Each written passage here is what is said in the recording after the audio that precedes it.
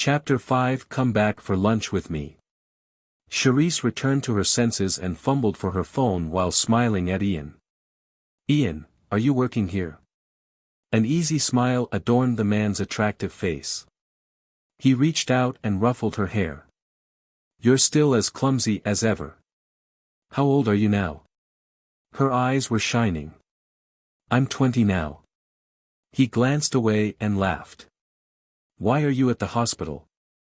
Charisse pointed to the consultation room behind. "My friend is chatting with her cousin." Ian glanced at the time. "It's lunch break. Your friend might take some time. Do you want to join me for lunch?" "My treat." She pursed her lips and gave it a thought. Knocking on the door, she called out to Lucy. "I'm going first." Ian smiled and went ahead. Charisse followed him quietly. Her crush on Ian started when she was 16. Grandma fainted when she came to visit Charisse at school. Ian rushed over. After giving her emergency treatment, he carried her to the nearest hospital. The sun's rays were shining brightly that day. While waiting in the corridor, Ian told Charisse he was a medical student. He gave her tips on taking care of her grandmother. It was the first time she was attracted to a man. It was also the reason she decided to pursue medicine. She wanted to attend the same school as Ian and walk the path he had taken. Yet, she did not have the courage to meet him even after she had realized her dream. The last time they met was when she was 18. He came to encourage her. Ian led her into a small restaurant. "What do you want to eat?" He seemed even more striking with his coat removed. He flipped through the menu. "I remember you like desserts, right?" "Yup." It had been too long since they last met. Charisse's throat felt tight as she answered him. All of a sudden, her phone rang. It was an unknown number. She apologized and answered the call. "Where are you?" The man's voice was familiar. She furrowed her forehead. "And you're Damien. How do you have my number? Is that surprising?" His cold voice traveled into her ear. "Come back for lunch with me." Charisse did not reply. She peeked at Ian, who was looking closely at the menu. "Can I have a little more time?" She could not leave when they had just sat down, especially when she had not met him for a long time. The man was silent for a moment. 10 minutes. "All right. Boyfriend?" Smiling, Ian asked when she ended the call. "No, not my boyfriend." She scratched her head sheepishly. "He's my husband." She sat on a chair and looked at the table full of food, astonished. "Do we have guests?" "No," the man with a black silk cloth over his eyes answered, "it's only us two." Taken aback, Charisse could hardly reply. "We can't finish all this." "That's for sure." He picked up his spoon slowly. "I asked the cook to make more food." "Why would you do that?" His hand paused before he smiled. "Just in case. In case people say that I'm mistreating my wife when they see her having a meal with some other man the day after we married." Charisse was speechless. Did you know I was at the restaurant?" He continued eating nonchalantly.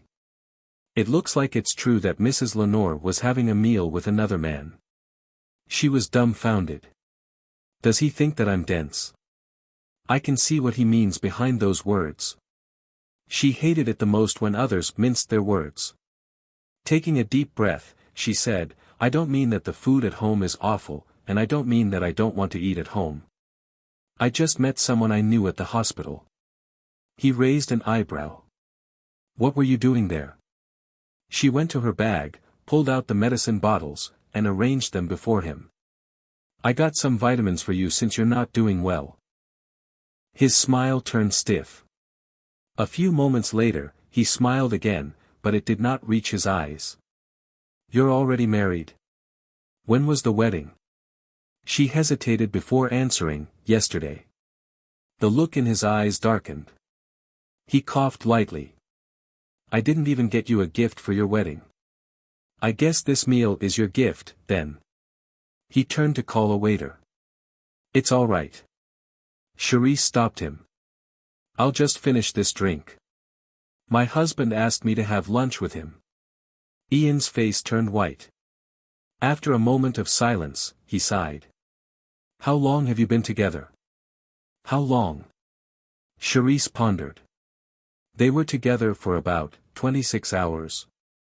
Needless to say, she would not tell him the truth. She lied, it's been a couple of months. He smiled. That's a pretty short time. Was it love at first sight? She sipped some water out of guilt.